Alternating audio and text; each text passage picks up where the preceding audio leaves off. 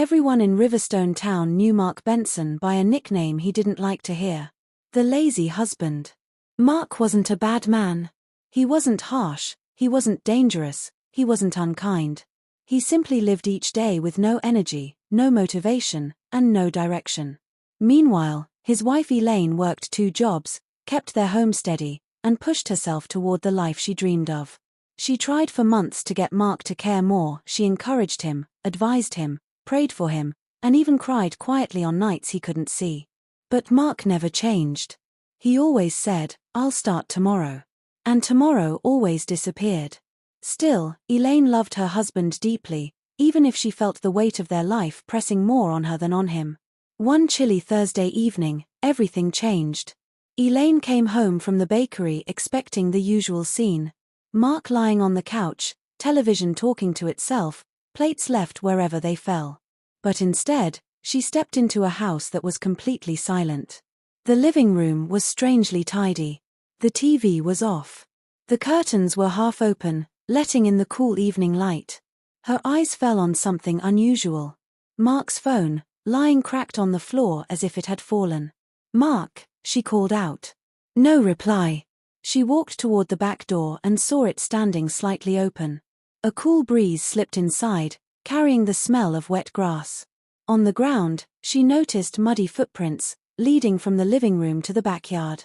Elaine's heart beat faster. Mark rarely went outside. He preferred the comfort of indoors, the safety of the sofa, the silence of his routines. But tonight, something was different. Elaine grabbed her flashlight and stepped out. The backyard was calm, but the air felt unusually heavy, like a moment waiting to reveal itself. The footprints continued toward their old wooden shed, the one they rarely used. A soft sound drifted from the shed, a faint whisper, almost like someone calling her name. She froze, listening carefully, but the sound faded into the rustling wind. Slowly, she pushed the shed door open.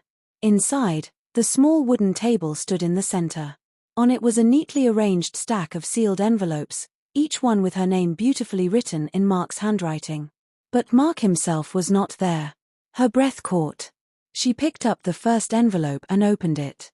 "Elaine, please don't be afraid. I'm not in harm's way. There's something I've been hiding, something I didn't know how to say." Elaine swallowed hard and opened the second one. "I know people call me lazy. I've heard the whispers. But the truth is, I wasn't lying around because I didn't care. I was afraid. Afraid of trying. Afraid of failing. Afraid of disappointing you and myself." Tears blurred her eyes. The third envelope read, "Last week, at the doctor's office, I overheard something that scared me. Not a diagnosis, just something I misunderstood. But fear froze me. I didn't know how to tell you." Elaine's hands shook as she reached the last envelope. "When you read this, please come to the old oak tree near the river, our place. I need to talk to you. I need you to see what I've been working on." Elaine didn't hesitate. She ran. The riverbank glowed as the last light of day faded. Under the old oak tree, their childhood meeting place, soft lanterns hung from the branches, glowing warm and gentle. And there, standing in the center of the lights, was Mark. He looked nervous. He looked awake. And for the first time in years, he looked ready. Elaine slowed. Mark stepped forward, eyes filled with apology and sincerity. And that was where everything he'd held inside began to unfold. "Not just for today. For everything." Elaine stood still, lantern light shimmering across her face. "Why did you disappear? Why scare me like that? You could have just talked to me." Mark nodded slowly. "I know. But to talk to you, I first had to face myself. And that has always been the hardest thing for me." He handed her a folded paper, a letter he hadn't left in the shed. Elaine opened it. "Elaine, if you're reading this, it means I finally found the courage I've been missing for years. I overheard something at the clinic that frightened me. It wasn't even about me, but for a moment, I thought it was. And that fear shook me awake. It made me see how much of life I've wasted." Elaine lifted her eyes. "So, you're okay?" Mark gave a soft, emotional smile. "Yes. There's nothing wrong. It was just a misunderstanding." Elaine let out a breath she didn't realize she was holding. But why all this? She asked gently. The letters, the lanterns, the setup? Because, Mark said, I needed to show you and myself that I'm serious. I didn't want to make promises I wouldn't keep. I wanted to start changing before I came to you. He took her hands softly. For the first time in years, I woke up early. I went out.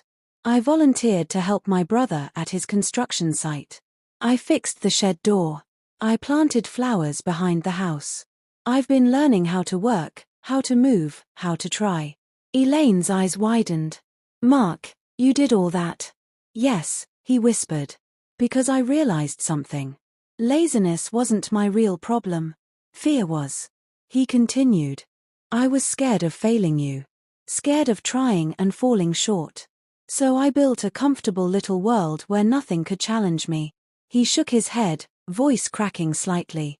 But when I thought even for a moment that time might run out, all I wanted was more time with you. More chances to try. More moments to show you that you didn't waste your love on me. Elaine felt her heart swell with emotion. Mark, you don't have to be perfect, she said. You just have to keep trying. He took a long, steady breath. I want to be your partner, Elaine. Not a weight you carry. Not someone who hides behind excuses. I'm ready to grow. To learn. To work. To show up. Day by day. Step by step. A tear fell from Elaine's eye, but it wasn't from sadness, it was relief. Hope. Healing. She wrapped her arms around him, and in that quiet, lantern-lit circle, they held each other tightly. For the first time in years, they felt aligned not in a perfect life, but in a shared direction. When they finally pulled back, Elaine asked softly, So, what do we do now? Mark smiled warmly. Now we start again. Together. 2 partners. 2 hearts. 1 new beginning. The lanterns flickered above them like tiny stars. And from that night onward, the man once known as the lazy husband carried a new name in the hearts of those who knew him.